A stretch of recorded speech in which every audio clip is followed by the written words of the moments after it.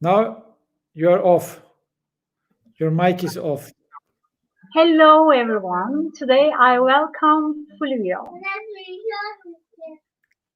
How are you? Thank you for having me. I'm good. How are you? Fine. Actually, I injured my ankle, so it's not really nice. Okay, I have a little guest actually in my house. He doesn't want to go anywhere. He wants to be here. So you can hear his voice as well. You know, these online things. Come here, come here, come here. Little boy, come here, come. So he's so cute. He doesn't want to leave. Hi to the little guest. Say hi. He mentioned that he wants to be an engineer. Really? Especially civil engineer. Soon.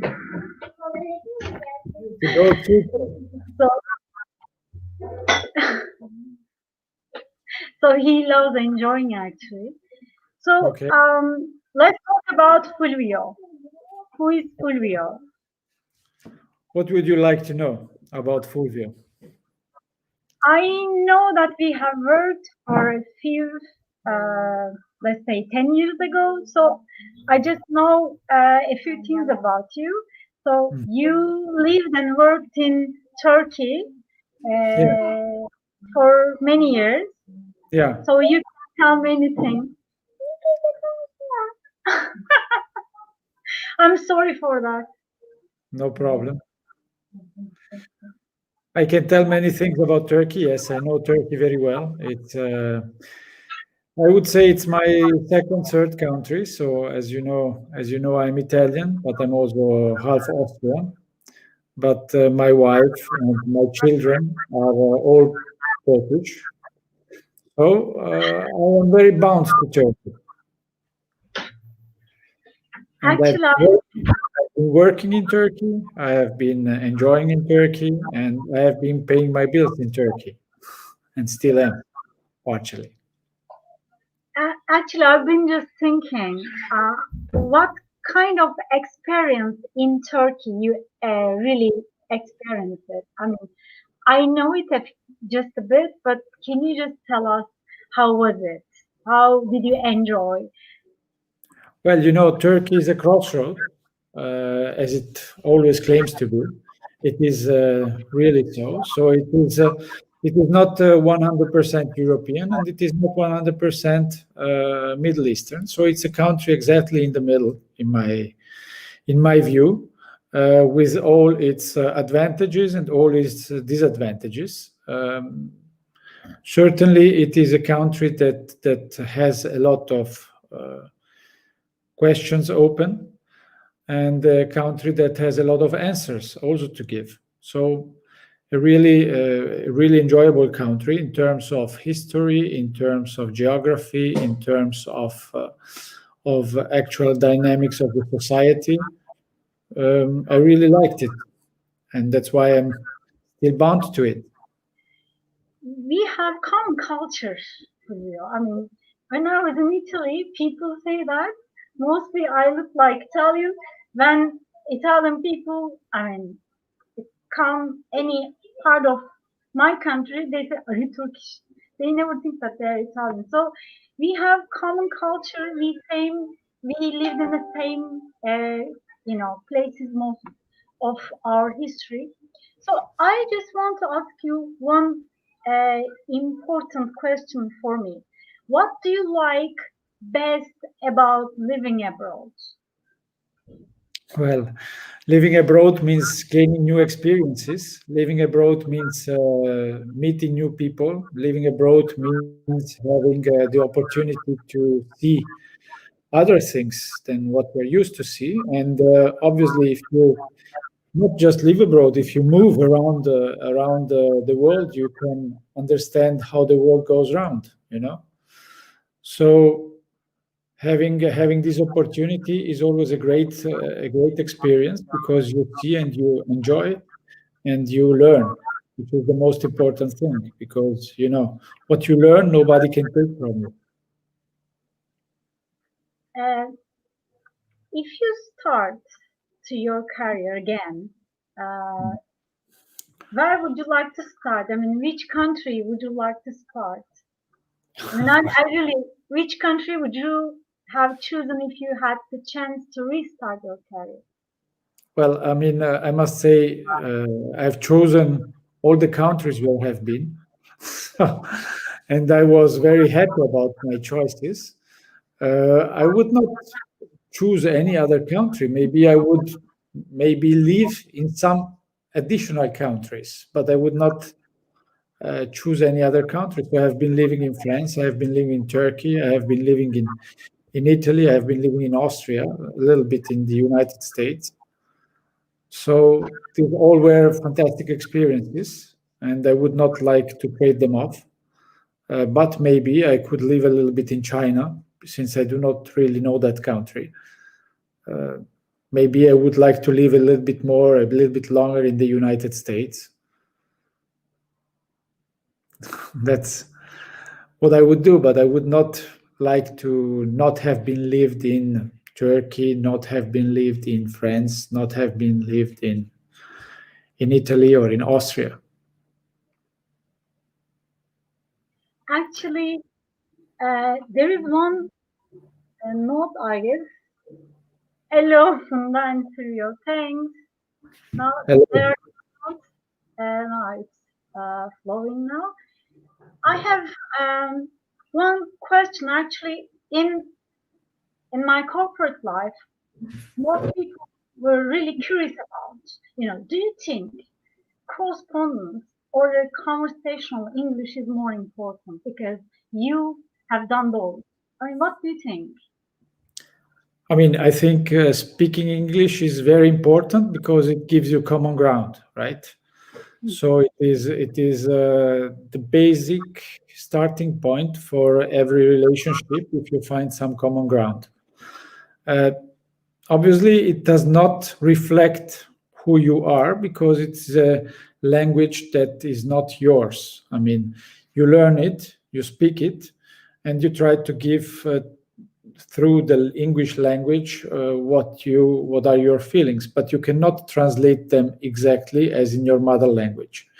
That's the first point. So I would say English language is extremely important today because it's a kind of common ground for the world.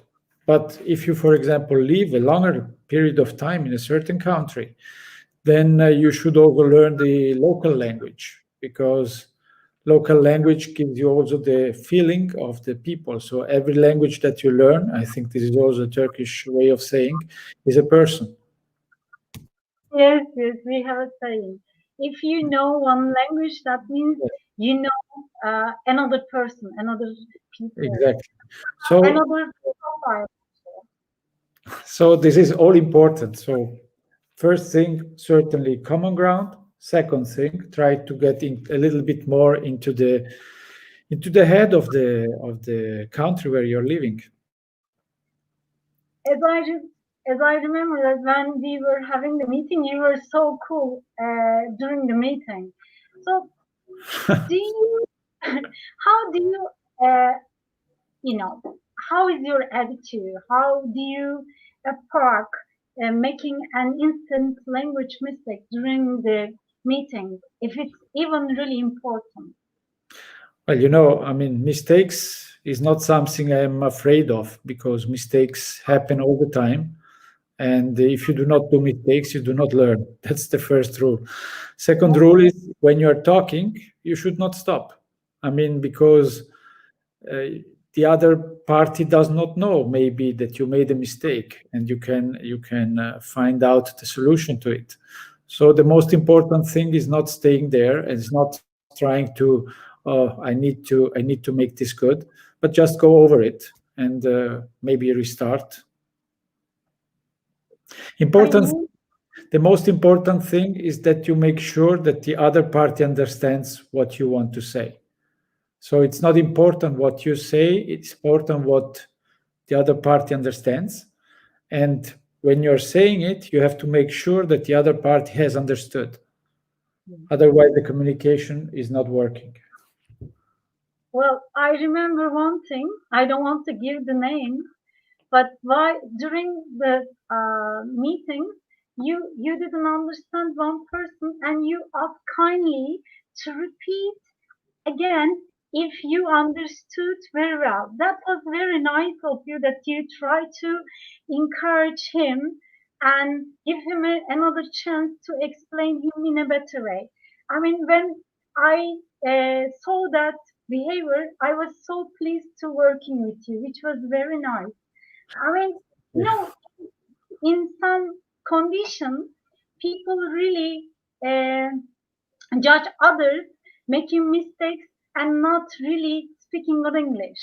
And unfortunately, this situation is making people unsafety, uncomfortable, plus encouraged, which was really, great memory in my mind. Thank you to making me remember it. I'm happy that you have good memories of me. Okay, what are the positive and negative sides of experiencing Turkish nationals' usage of English language? Well, I think Turkey could do better in that term. Yeah. No, let me be very blunt. I mean, it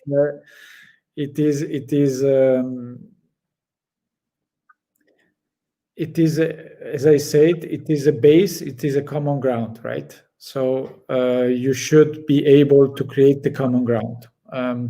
What I see is that especially young generation is not giving enough effort for the English language. So I have often also talks with people in Turkish, but then I have to test their English language, and there is very often a lack of knowledge that should be covered. So I think Turkey could do better in that sense. Not only Turkey, but now we are talking about Turkey. So it is in general, as I said, important to speak this language because it creates a common ground. So it's important for everyone. As I heard from other expats, they were talking about Turkey a lot, and they were really having good time in Turkey. They really feel that they are home. Yeah. How do you feel? I mean, you are married with a Turkish woman. That's why you chose your second country. Absolutely. But I also have a house in Turkey, so I'm coming and going. When there is no pandemic, I usually spend a lot of time in Turkey as well. Well, I feel that there shouldn't be any borders between countries, actually. We should go and come and really easily. That's politics. That's politics. Certainly.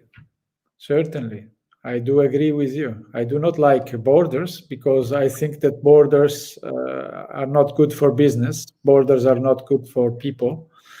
And the more borders you have, the worse it gets. But on the other side, you have a political side on all that, which is give me and a tit for tat. So you give the entrance allowance to some people because they give you something else, and it's a bar trading.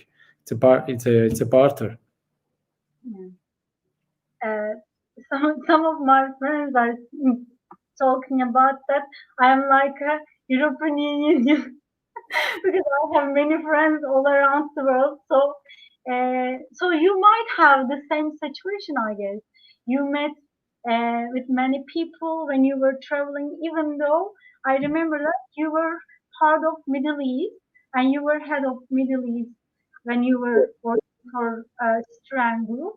So you may also have many friends from all over the world, I guess. I do, and I enjoy it. I do, and I enjoy it.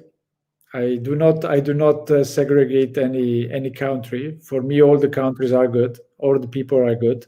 I do not usually make any choices of people because of their nationality. I make choices of people because of how they are. Yes.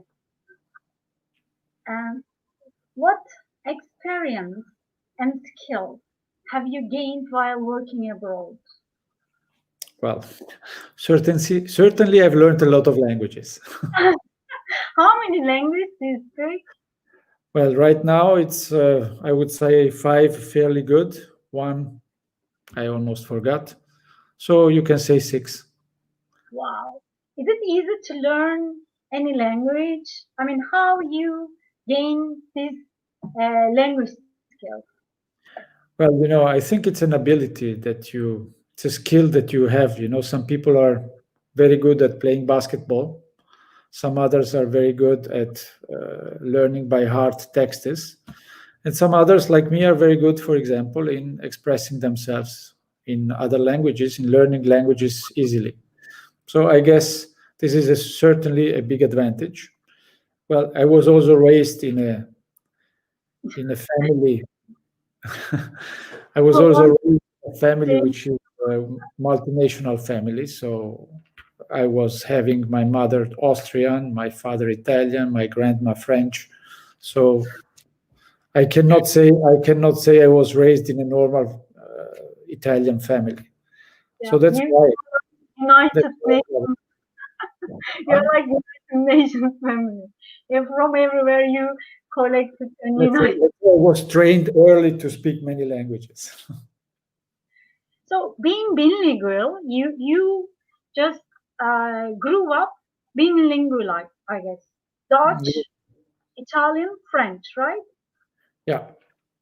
So you have 3 languages in your pocket. That's really great.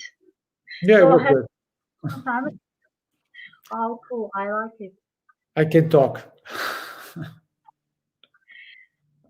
What does your daily life look like? I mean, I really wonder, what do you do? I mean, do you use English and do you say hello to anyone when you're walking? Before pandemic, of course.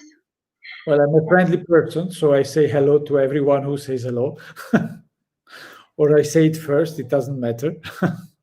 As I remember, you were a bike rider, also motorbike rider. Yes, I am. During rush hours, you were driving. You're not driving car. You were using riding your motorbike. Yes, So do you ride your motorbike? Are you still? I still do.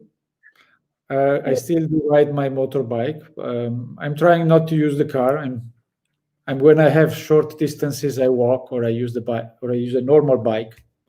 So I do a lot of physical activity whenever it's possible. Wow. And then, before the pandemic or after the pandemic, I am a guy who likes to have relationships. So I usually went for lunch. I'm trying to have personal meetings, doing my business in that way. So I'm convinced that personal meetings or knowing people, the more people you know, the better you can also work. So it is good for both for yourself and for the business that you want to do. So how moving affected your work? You moved a lot. Yeah. For example, if I remember right, it was 2010. You were always traveling, but you were also missing your hometown, as I remember that. I mean, Yes. just if you talk, as I remember that. So, I mean, how moving affected your work? I mean, moving from one city to the other, or you mean traveling for business? Working in another country. I mean, to working in Turkey, working in Iraq, working somewhere else in other countries. Yeah. Well, it's every time a new adventure, obviously. I think I said once, and I still think it. you are not living in a country until you pay your first bill, you know. So, for example, your electricity bill. Once you have paid your first bill, you are living in a country, because then it means you settled. You have done the main things. How does it affect you? I mean, the most annoying part of all this is moving itself. So, I mean, all the furniture and all this is really a nightmare. and until you do not feel comfortable in your home, it's not good. So that's a very important thing. In the end, you learn how to settle down faster. This is something which at the first time does not happen, but it happens later on. So you get used to it. You start to make things in an automatic way. It's a great experience. I mean, I cannot say to anyone that it is a bad experience, because it's great. You should, if you have the opportunity to go and live in another country or any other countries, you definitely should do it. Then some countries you may like, some others you may not like, but you learn, as I said before, and what you learn stays with you. Well, actually, moving all the time, does it affect your working skills? I mean, like boring, or is it like, you know, making you feel really ambitious to work more, because to just, you know, stay in a better situation in that role to keep yourself longer? I mean, it can happen. I mean, I don't know actually, but, you know, if you live in one country for 2 years, I know some expats, they wanted to live more, let's say live and work here. Let's say they extend their contract for years more because of you feel attached, but then there are a lot of situations in everyone's life. You cannot just reduce it to one single dimension. But certainly you start to feel attached, and which is normal. I mean, you live in a place, you meet people, you understand their problems, you see their problems, you get your own problems, you feel attached to a place, and maybe you do not want to leave. So for me, it was the case, for example, for Turkey. I didn't want to leave Turkey, but on the other side, I also do not want to leave Italy. So I'm here. I'm here and there still. Well, I just want to learn that. What is the hardest part of living abroad? Because, you know, some of people from Turkey, now they are looking for some opportunities out of Turkey. And they wonder, what's happening? What was the hardest part? And I got this question from my audience, actually. They really wonder. What is the hardest part of living abroad? I mean, it depends on you. Everyone is different. You know, giving you this answer is really a very individual question. I mean, for me, it is not hard to live abroad. I mean, I like discovering. So every time I do this, it is good. What I do not like is when I come to a place which is boring. You know, for example, if I come to a place and I am surrounded by big buildings and I cannot see anything and I have not the opportunity to discover anything, then I'm bored. That's hard. But that's for me. Someone else, it might not be the same, you know. As I said, the hardest part of living abroad is when you move itself. So, I mean, when you have your furniture brought from somewhere to somewhere else, it's for me the hardest part. But then if the question is coming from the Turkish audience, I imagine they will be afraid of the language, because this is usually what they have as a fear. What I can say is that when you come somewhere and you do not understand everything, you just should go on talking. That's the most important thing. So for me, it is always the way to learn a language is to talk. When I came to Turkey, I defined some people, and I was just talking in Turkish, and it didn't matter if I was just saying stupid stuff and not being understood. I was just going on, and I was training and training and training. This is the most important thing. So not be afraid of talking. I wasn't really afraid of traveling Yeah? when I was in the United States. I was like a kid. Okay.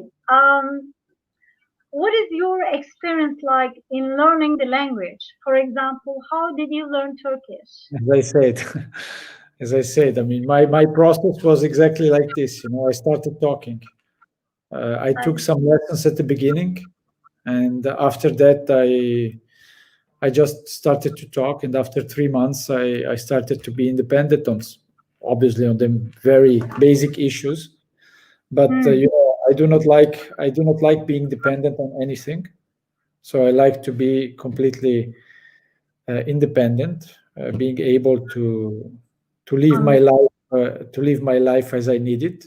So for me, it was really important that I was able to make my basic conversation and to make me understood. So I talked Turkish, and then I found some good-hearted people that were able to or decided to help me learning and corrected me during my speeches without making me feel too bad. So that was how. Let's talk about food. Let's talk about food. About Turkish food. But Yeah. I want to ask, what is your favorite food and place to eat, activity to do, part of the culture? Well, I mean, are we talking about Turkey or are we talking about all over the world? All over the world. Well, I mean, as an Italian, obviously I love Italian food. I cannot tell you, I do not love Italian food. I'm unfortunately not a very good cook. What I usually do is when I get something and I eat it and I like it, then I like it. That's how it works. So, but as an Italian, obviously we can say whatever we want. We love pasta, and yes, we cannot do without it, unfortunately. So this is some common ground that we all have. Then obviously there are some special foods, some specialties. We have in some regions exceptional kitchens, and I'm lucky right now because I'm in Milano and I can have all international kitchens and all international food and all national food and all regional food that I like. So this is very good.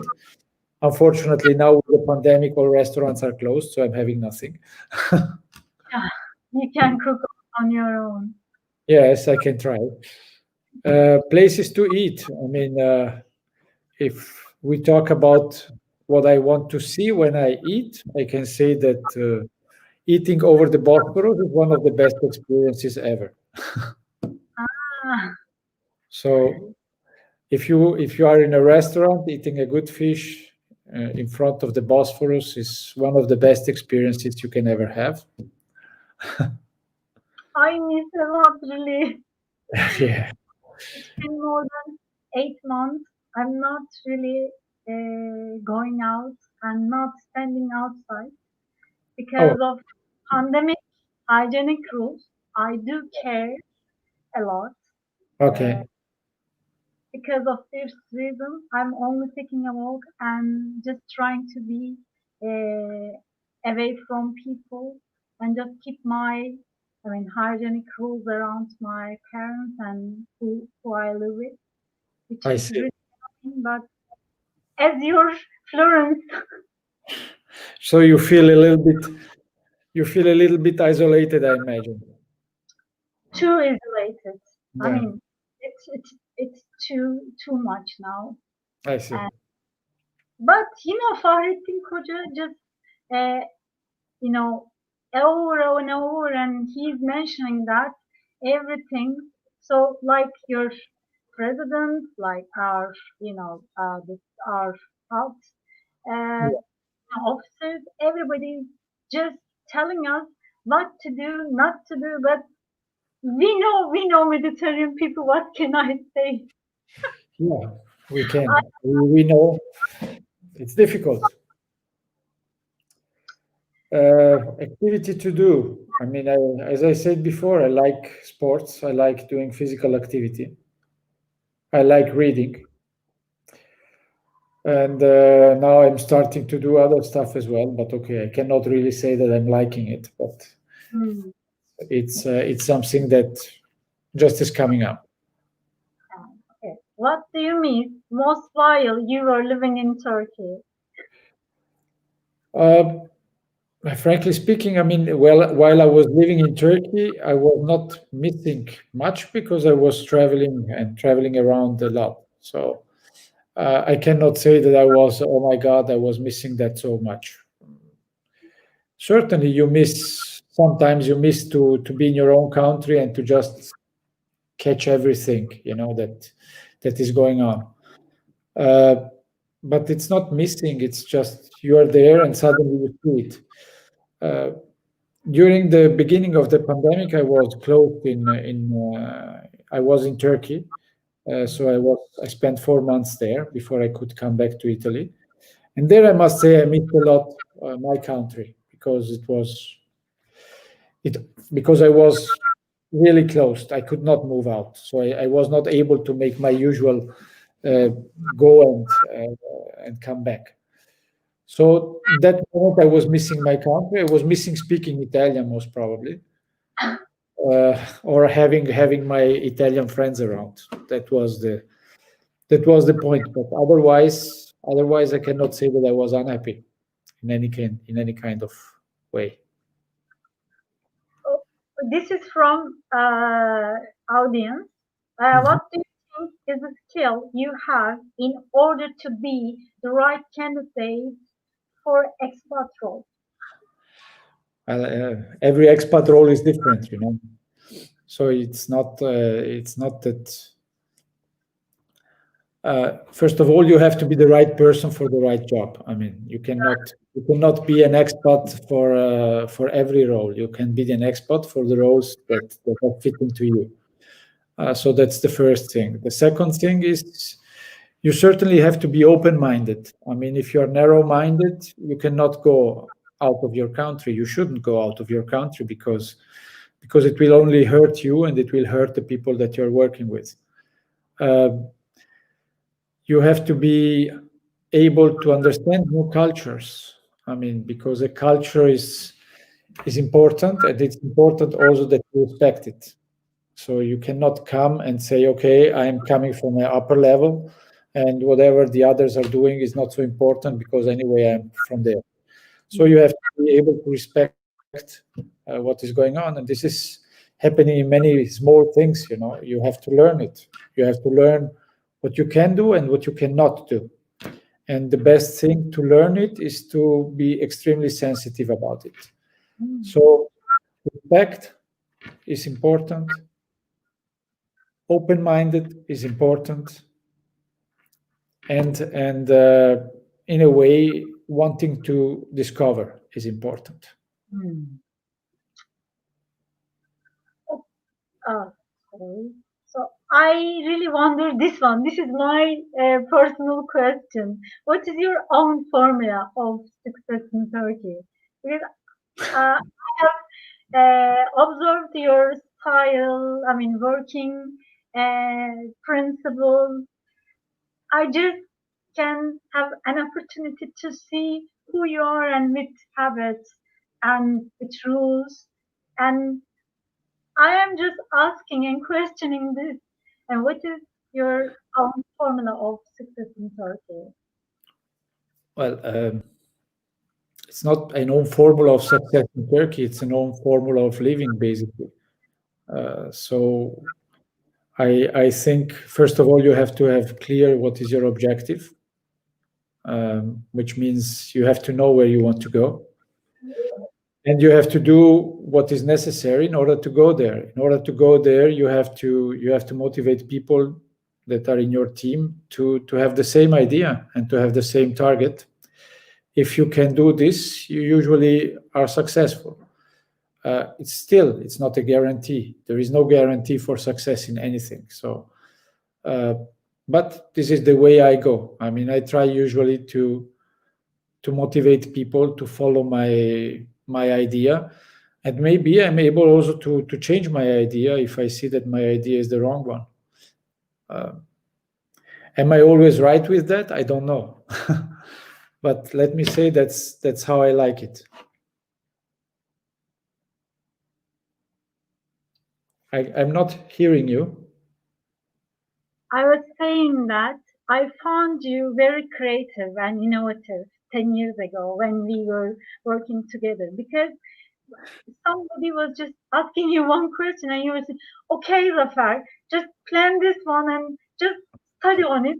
Maybe we can do something else. Okay, Özge, I think you have to better look for this one, or no, you do this one, and then you make people work together. As I remember, all of the meetings, and that I remember that you contribute people in one target, and they work as a team together.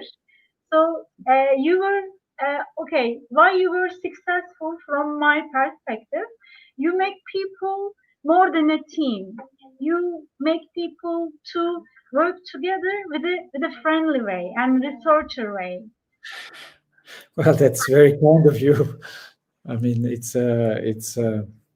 if I was successful in doing that, then I was successful. That's the formula. But that was the target, yes.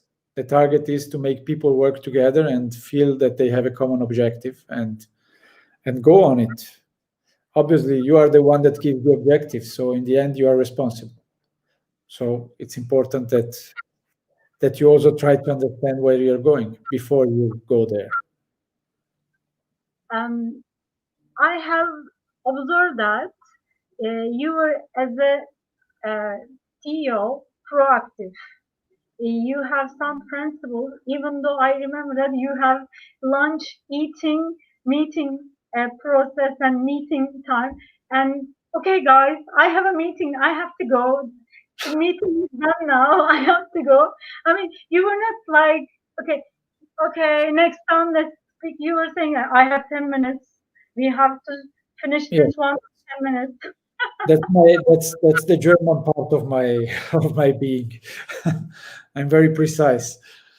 So my time management is like this. So I give to myself sometimes, and I keep that role. That's great, I guess. I mean, we have to use time wisely, and which was amazing actually. Okay, you have 10 minutes. Just tell me in 10 minutes.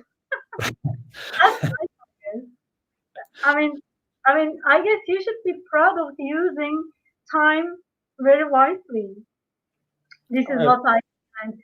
If time is the part which is missing, you have to use that in the best way you can. So in that moment, time was the most important part. Okay, what about other offers? What did you think when you received offers to work in Turkey? And where would you work outside of Italy if you had a chance to choose? Well, I mean, I have no, you go where you feel you should go. I mean, it's not just the offers to work in Turkey, what is the offer? So I cannot just say, oh, okay, I work in Turkey and I go. Or, oh, okay, I do this and I go. It has to be, the whole package has to be interesting for you. So you cannot, it comes a time when you want to understand what is around. So Turkey is good. It is an opportunity. But what is the job? I mean, you cannot just say, okay, I go. It's not just the country where you go, okay? So if I had to choose a country, for the place that I go, then I would choose some some place where I can do holiday all the time, you know. But that's not how it works. Okay, let's talk about language. What would you do differently about English if you start your career again? I would probably start to learn it a little bit earlier. Yeah. Because it will be really helpful to communicate with people. I have two children, as you know, probably. So they both went to American schools, and they speak English as their mother language, and they speak it much better than I do. So I can say they have a huge advantage, and I hope it is a huge advantage. So if the question is, what would I do? I would do it again. Let me just turn on the light because it's getting dark here.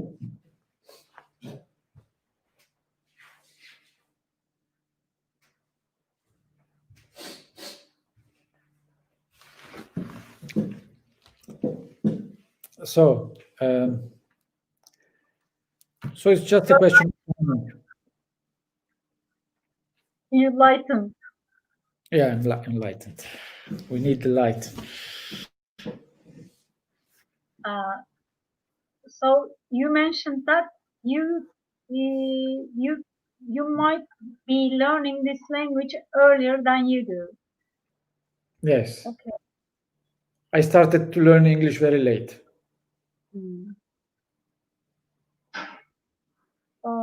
Actually, I have there was one question as I think. Let me check. I think we spoke that one. Okay. What are your suggestions to encourage new learners? Because you speak 8 languages. I mean, first of all, do it.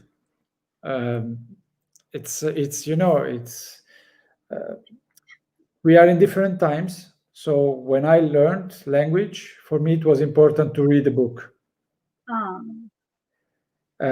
So I did it in this way. I remember I felt really good when I read my first book in English. Today it's not the same anymore.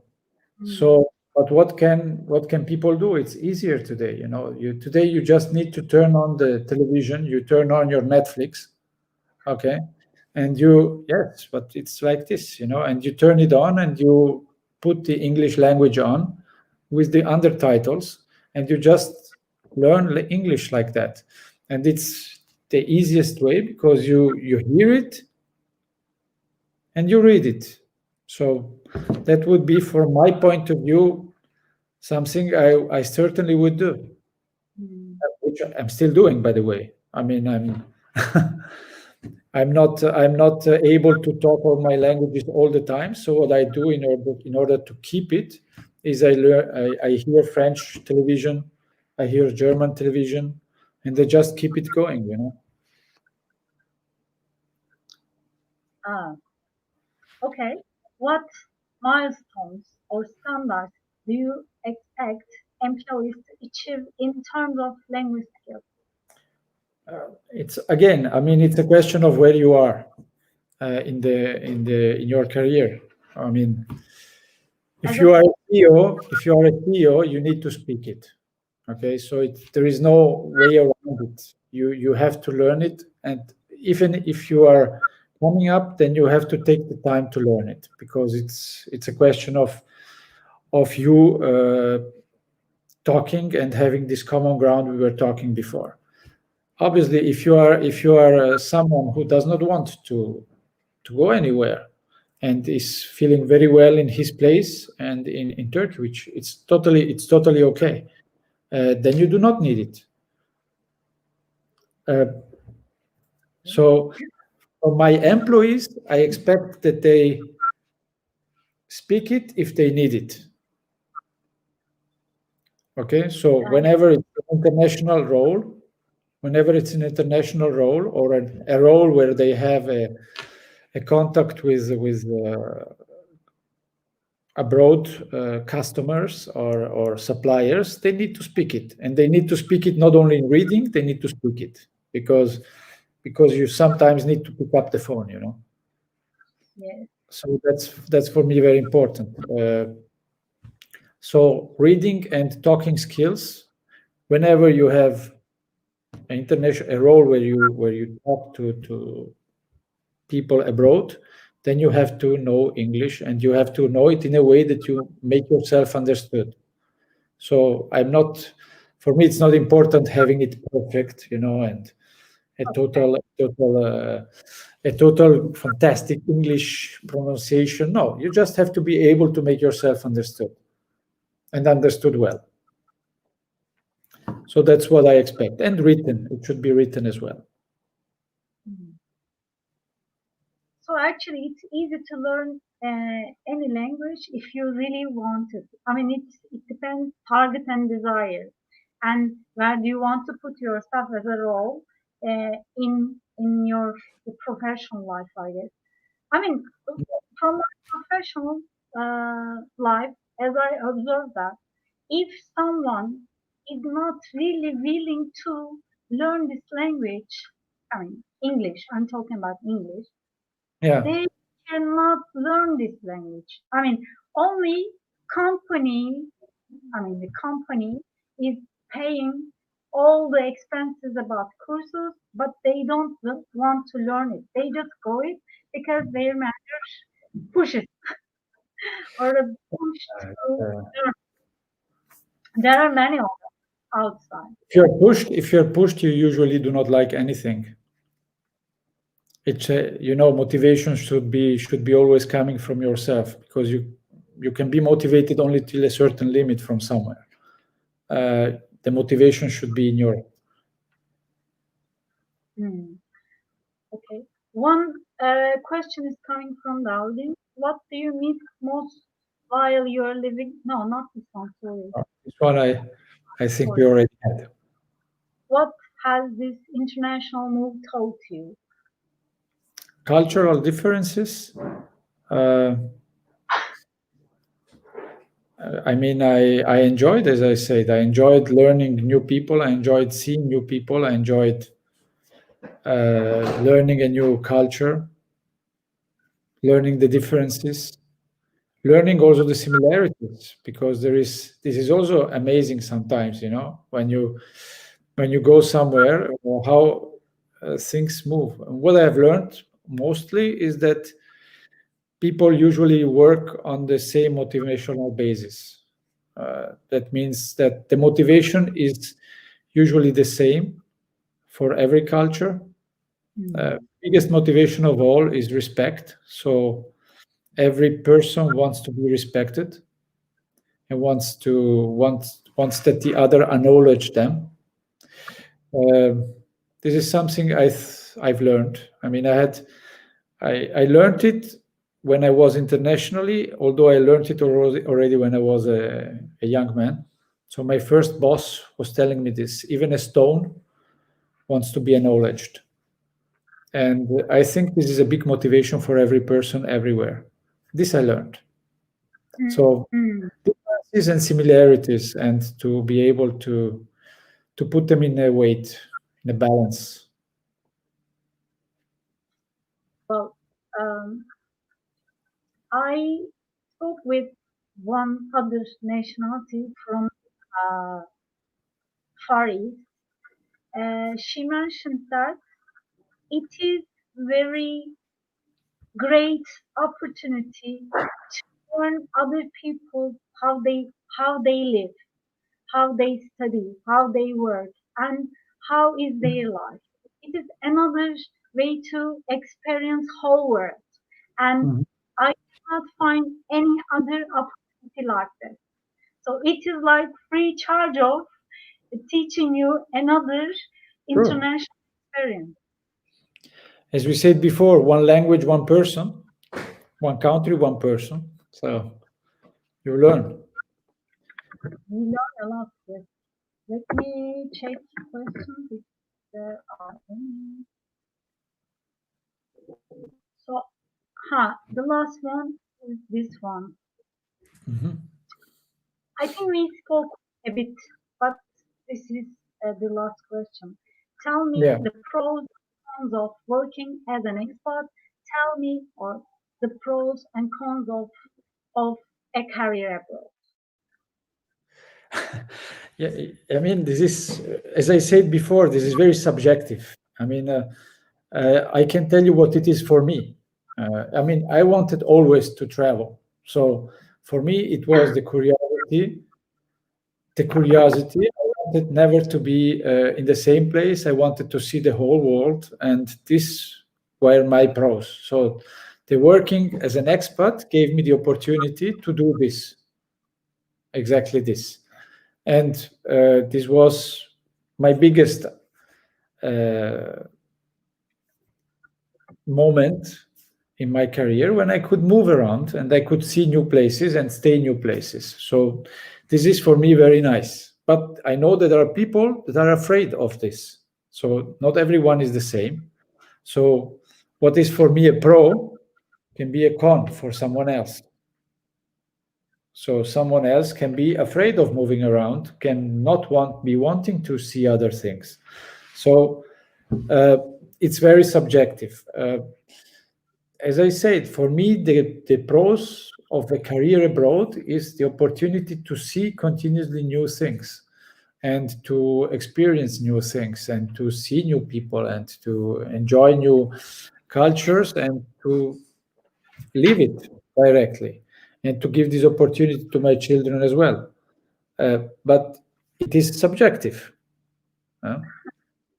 So not everyone likes it in the same way. Not everyone likes to eat soup. Not everyone likes. Every day. Sorry? Not every day. Yeah. So you see, I mean, there is a Polish typical soup which I do not like, for example, but they love it. So Did you pick up anyone or did you hire someone from, I mean, wherever you moved another country, and did you brought any of your team member to No. that country? No? No, I did not do it. I did not bring my old team member. If you ask me why I didn't do it, I cannot tell it. There's no reason. I just was feeling they wouldn't fit in. I mean, I could not see someone who would have fitted into the certain environment. Maybe it was wrong. It's not. I even did not do it with a very clear mind. It's not that I was like, okay, no, I do not want this. I do not want that. It just simply didn't fit in. So I didn't do it. So thank you. Would you like to add anything on it? Because we spoke about. I think we made a big tour. I mean, I reviewed my last 12 years from zero to now. So I think we did a lot. We did a good tour. Thank you for this kind answer. I hope you enjoyed, and I know that you love Turkey. Okay. So you understood it. So I can say arrivederci. Arrivederci. I can say also iyi akşamlar. İyi geceler size. Gece olmadı. Daha gece olmadı. Sorry? Daha gece olmadı. It's not right. Saat kaç oldu? Saat 7. It's 7. 7 o'clock. Yeah. Now here it's 5 o'clock. So we have 2 hour differences now. Yes. Thank you so much. Thank you. Thanks to you. See you soon then. Thank you. Thank you for all who is listening us. Thank you so much. Yes, thank you for having me. Thank you. It was a pleasure. Thank you so much. Okay. I will step out now.